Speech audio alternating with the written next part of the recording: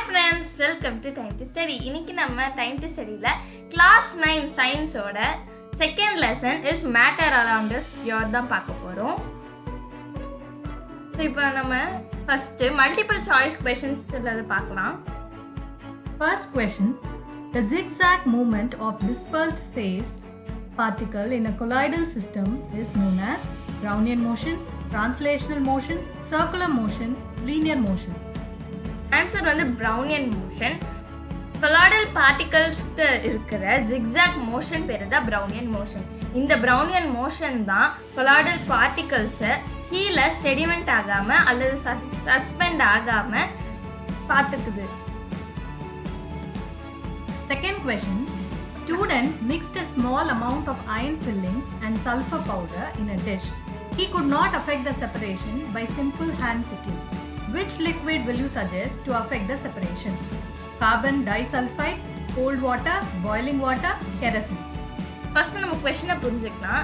இப்போ வந்து ஒரு ஸ்டூடெண்ட் என்ன பண்ணுறான்னா அயன் ஃபில்லிங்ஸையும் சல்ஃபர் பவுடரையும் மிக்ஸ் பண்ணி வச்சுருக்காங்க. ஸோ அவன் வந்து அந்த ஹேண்ட் பிக்கிங் யூஸ் பண்ணி அந்த அயன் ஃபில்லிங்ஸை எடுக்க முடியாது. ஸோ வேற என்ன மெத்தட் யூஸ் பண்ணலாம் அப்படின்ட்டு கேட்குறாங்க. ஸோ இதுக்கான ஆன்சர் என்னன்னா கார்பன் டைசல்ஃபைட். இப்போ சல்ஃபர் வந்து கார்பன் டைசல்ஃபைட்ல சால்யூபிள்னால நம்ம கார்பன் டைசல்ஃபைடை இந்த மிக்சரில் ஊற்றும் போது அயன் ஃபில்லிங்ஸ் மட்டும்தான் இருக்கும். ஏன்னா அது இன்சால்யூபிள் இன் கார்பன் டைசல்ஃபைட். ஸோ சல்ஃபர் வந்து அந்த கார்பன் டைசல்ஃபைட் சொல்யூஷனுக்குள்ளே போகிறதுனால நம்மளுக்கு மிச்சம் அயன் ஃபில்லிங்ஸ் மட்டும்தான் இருக்கும். Third question, the fine particles of an insoluble substance uniformly dispersed throughout a gas or liquid is called suspension, precipitate, colloidal solution, impurity. So இந்த கொஷனில் பார்த்தீங்கன்னாலே dispersed அப்படின்ற வேர்ட் வந்து யூஸ் பண்ணியிருக்காங்க. அது மட்டும் இல்லாமல் fine particles of a insoluble substance uniformly dispersed அப்படின்னு சொல்லியிருக்காங்க. ஸோ டிஸ்பர்ஸ்டுன்னு வந்தாலே உங்களுக்கு ஃபஸ்ட்டு ஞாபகம் வர வேண்டியது கொலாய்டல் சொல்யூஷன். கொலாய்டல் சொல்யூஷனில் தான் நம்ம படிச்சிருக்கோம் dispersed phase and dispersed medium அப்படின்ட்டு வரும்ன்ட்டு. நம்ம என்ன படிச்சிருக்கோம், கொலாய்டல் சொல்யூஷன் வந்து ஒரு ஹெட்ரோஜெனஸ் மிக்சர். ஸோ அது வந்து இன்சால்யூபிள், பார்க்கறத டிசால்வ் ஆன மாதிரி தெரியும் ஒரு சொல்யூஷன் மாதிரி, ஆனால் அது ஆக்சுவலாக இன்சால்யூபிள் சப்ஸ்டன்ஸ். ஸோ அந்த கீவேர்டு டிஸ்பர்ஸ்டும் தான் உங்களுக்கு ஞாபகம் வர வேண்டியது கொலாய்டல் சொல்யூஷன். இப்போ dispersed phase and dispersion medium அப்படின்ட்டு கொலாய்டல் சொல்யூஷனில் படிச்சிருக்கோம். அதாவது ஒரு கொலாய்டல் சொல்யூஷன்ன்றது ஒரு டிஸ்பர்ஸ்டு ஃபேஸ், அதாவது ஒரு சால்வெண்ட்டில் சால்யூட் யூனிஃபார்மாக டிஸ்பர்ஸ் ஆயிருந்ததுன்னா அது ஒரு colloidal solution.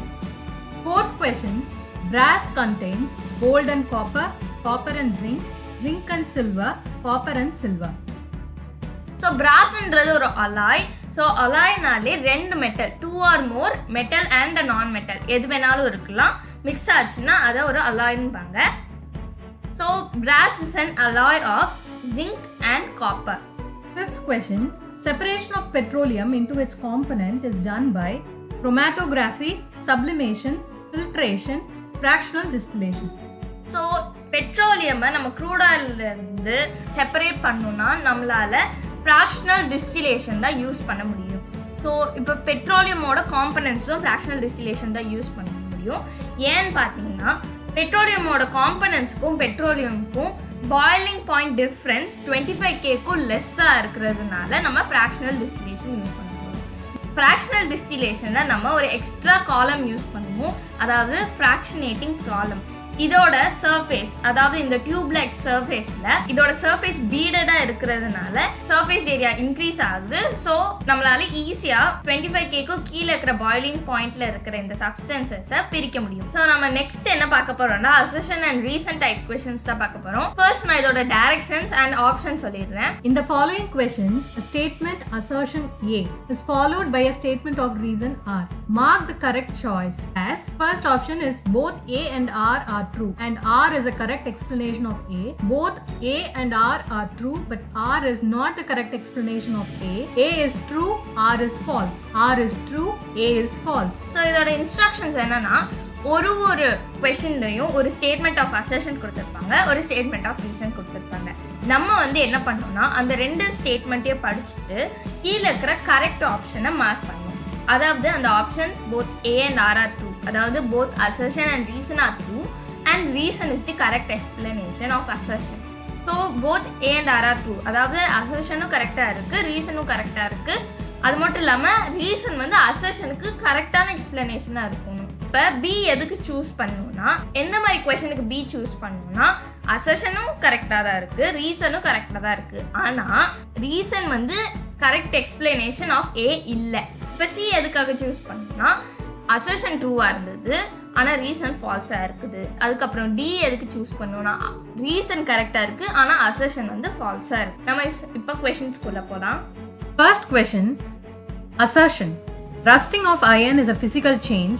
Reason, during rusting, iron is converted into hydrated ferric oxide, Fe2O3, XH2O. Answer வந்து D, அசர்ஷன் இஸ் ஃபால்ஸ் ஆனால் ரீசன் வந்து true.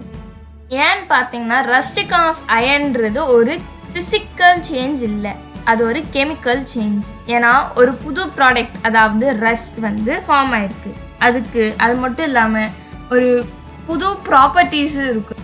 Second question, assertion. Milk is a heterogeneous mixture. Reason, it contains fat particles dispersed in water. Answer வந்து both A and R are true and R is the correct explanation of A. இங்கே அசர்ஷனும் correct தான், ரீசனும் correct தான்.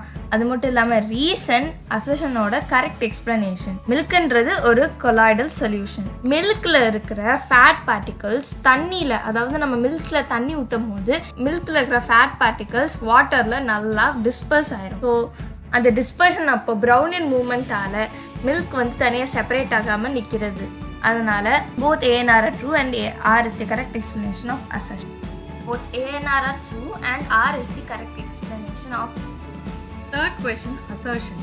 A solution is a homogeneous mixture of 2 or more chemically non-reacting substance. Reason, solution is prepared by the combination of 2 same phases of matter. A is true but R is false.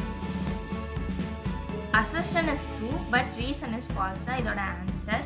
ஒரு சொல்யூஷன்ன்றது ஒரு homogeneous mixture, அது correct. ஒரு homogeneous mixture 2 or more chemically non reacting substance வச்சு தான் mix பண்ணு. ஆனால் solution is prepared by the combination of 2 same phases of matter. இப்போ வந்து சொல்யூஷனில் இப்போ ஒரு சிம்பிள் சொல்யூஷனே எடுத்துக்கலாம். அதாவது ஒரு சுகர் அண்ட் வாட்டர் மிக்சர். இந்த சுகர் அண்ட் வாட்டர் சொல்யூஷனில் நீங்கள் சுகர் அதாவது ஒரு சாலிட், லிக்விட் வாட்டர் அதில் மிக்ஸ் பண்ணுவீங்க. இது ரெண்டுமே வந்து சேம் ஃபேஸஸ் ஆஃப் மேட்டர் இல்லை. ஸோ அதனால் ரீசன் வந்து falls. Fourth question, assertion. Oxygen is an element. Reason, it cannot be decomposed by physical and chemical processes. Answer வந்து இதுக்கு both A and R are true and R is the correct explanation of A. ஆக்சிஜன்ன்றது ஒரு element, அது நம்ம எல்லாத்துக்குமே தெரியும். Reason பார்த்தீங்கன்னா ஒரு எலிமெண்ட்ன்றது ஒரு பியூர் சப்ஸ்டன்ஸ். இதை இன்னமும் ஒரு கெமிக்கல் ப்ராசஸாலேயோ இல்லை ஒரு ஃபிசிக்கல் ப்ராசஸாலேயோ பிரிக்க முடியாது. So both A and R are true and R is the correct explanation of A. Fifth question, chromatography is used to separate pigments from natural colors like chlorophyll.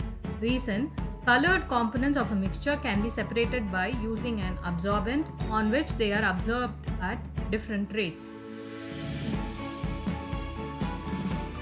இதில் assertion and reason ரெண்டுமே true. அதாவது both A and R are true but reason is not the correct explanation of assertion. இங்கே பார்த்தீங்கன்னா assertion குரோமாட்டோகிராஃபின்றது natural கலர்ஸ்லேருந்து பிக்மெண்ட்ஸை separate பண்ணுறதுக்கு தான் யூஸ் பண்ணுவாங்க. அதாவது எக்ஸாம்பிள் குளோரோஃபில், அது true. Reason, coloured components of a mixture. ஒரு மிக்சரில் இருக்கிற கலர் காம்பனன்ட்ஸை நம்ம ஒரு அப்சர்பண்ட்டால் பிரிக்க முடியும். அது மட்டும் இல்லாமல் அது ஒரு ரேட் ஒரு டைமில் ஒரு ஸ்டேஜில் அது அந்த அப்சர்பண்ட் வழியாக அப்சர்வ் ஆகியிருக்கும். இதுவும் ட்ரூ தான். அசர்ஷன் ஒரு தனி ஸ்டேட்மெண்ட்டை சொல்லுது, ரீசன் ஒரு இண்டிபெண்டன்ட் ஸ்டேட்மெண்ட்டை சொல்லுது. ஸோ இது ரெண்டுமே வந்து ரீசன் வந்து எக்ஸ்பிளனேஷன் கரெக்டாக அதுக்கு இல்லாதனால reason is not the correct explanation of assertion.